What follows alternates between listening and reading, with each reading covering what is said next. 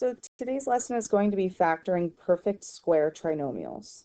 So we just finished up factoring a difference of two squares, but a difference of two squares is a binomial, and there are trinomials that are also perfect squares that we can look at.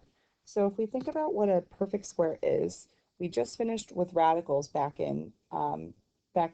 earlier in the semester. So we know 4 is a perfect square, because 2 times 2 gets us 4. 16 is a perfect square because 4 times 4 gets us 16. 25 is a perfect square because we know that 5 times 5 is 25. So these are perfect squares, and we listed a whole bunch of them. But now that is a single number, but we can have perfect square trinomials. So if we think about a perfect square trinomial, it is a trinomial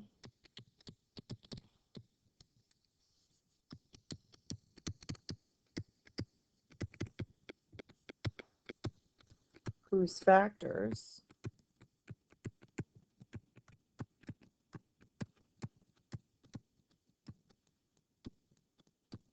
are the same.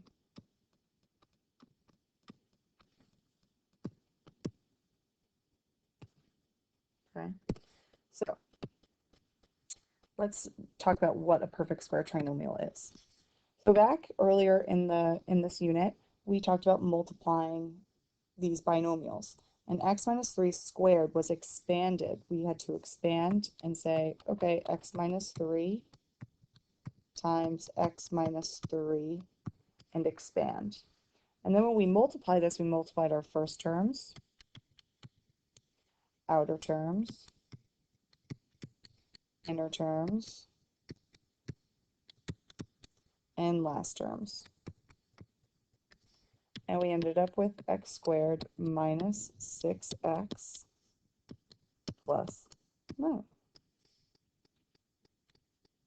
So this trinomial is called a perfect square trinomial because we have the same factor repeated twice. Right? Think about this being 2. 2 squared gives us 4. 4 is a perfect square. 2 was with factor. So these are the factors of a perfect square trinomial. So how about everyone pause and expand and multiply x plus 4 squared.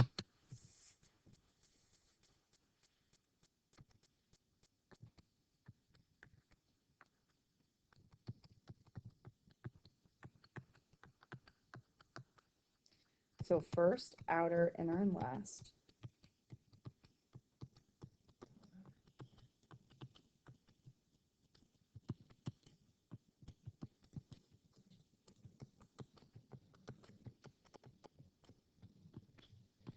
And we have this trinomial. So what do you notice about the first term and last terms for each of these? X squared, is that a perfect square? Yes. 9, is that a perfect square? Yes. Is 16 a perfect square? Yes. So let's think about where this 8 and this 6 comes from. So if we look at the perfect square, or the square root of x, we get x squared, we get x. If we look at the square root of 9, we get 3. So what is 3 times x? We get 3x. And notice how when we multiplied, we had 3x and 3x. When you multiply by 2, now we get 6. So if we take the square root of the first term and the last term, multiply them, and then multiply by 2, then we get 6. Now we know that this is a perfect square trinomial. So difference of two squares, like we did in our last lesson, had a bit more straightforward questions to go from to identify a difference of two squares. It will be a bit more challenging to identify a perfect square trinomial because there are these other elements. So let's look at this next one. What is the square root of x squared? X. What's the square root of 16? 4. So we have 4 times x, and now if we double that, we get 8 which is that middle term there. So let's go through the questions. We need to first ask ourselves if we have a trinomial. And if your answer is yes, we can keep going. Are the first and last terms perfect squares? If your answer is yes, then we can keep going. It's getting closer and closer to being a perfect square trinomial. Is the C term positive? So the C term. So going back to our standard form,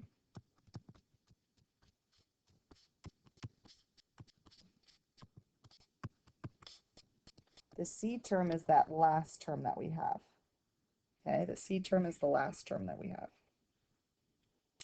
And if it's positive, that means, okay, we are that much closer to making it a difference of two squares. And is the middle term twice the product of the squares of the first and last term? So this one's the harder question that we're going to have to get to. So we're going to look at that over and over again, but it would be helpful for you to write that down and to maybe say that to yourself a few times so you understand what the question's actually asking. So for this first one, we want to see whether or not it is a difference or is a perfect square trinomial. So is it a trinomial? Yes. First and last terms, are they perfect squares? Yes. And is the middle term, this B term, fit the criteria for that last question that we had? So we have the square root of x squared to get x, the square root of 25 to get 5, and now if we double that, do we get 10x? We do. And is the C term positive?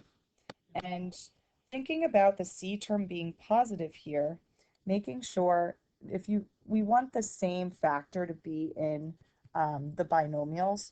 So in order for this number to be positive, we need the same thing inside of the factors.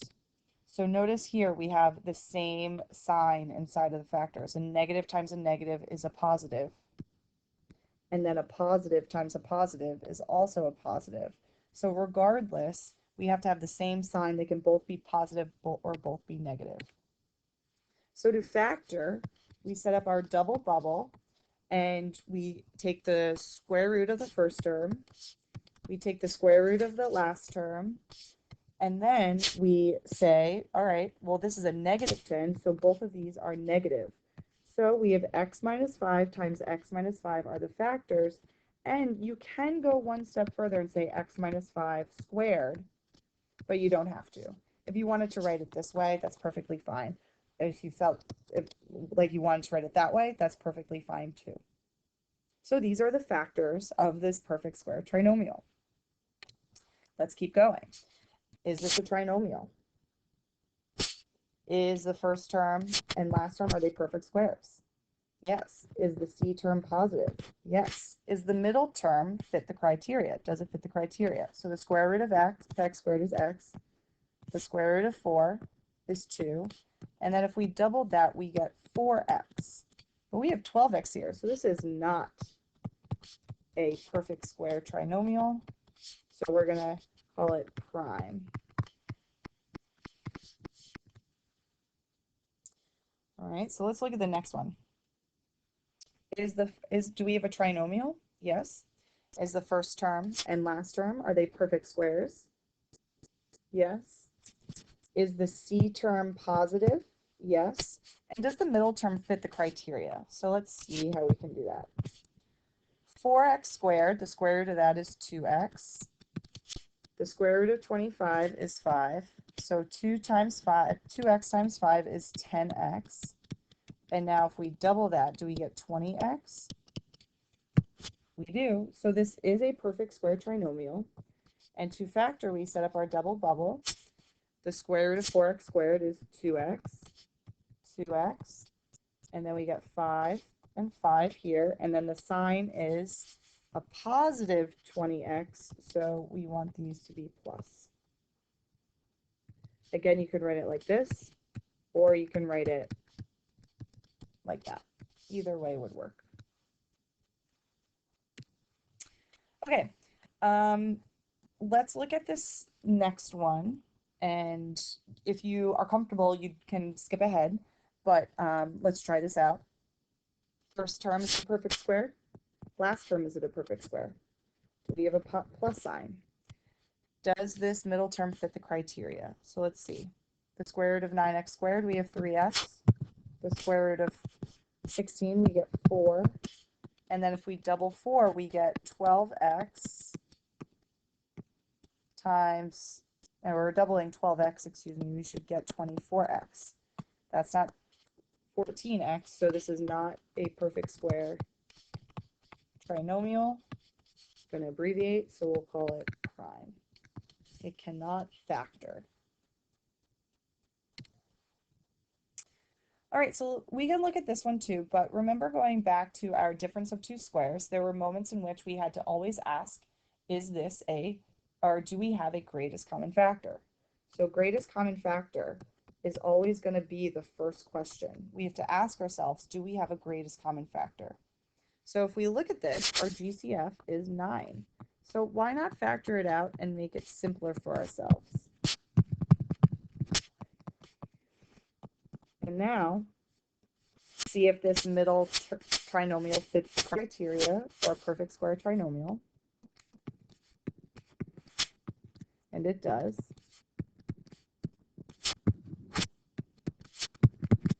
So we have found all of the factors of this trinomial.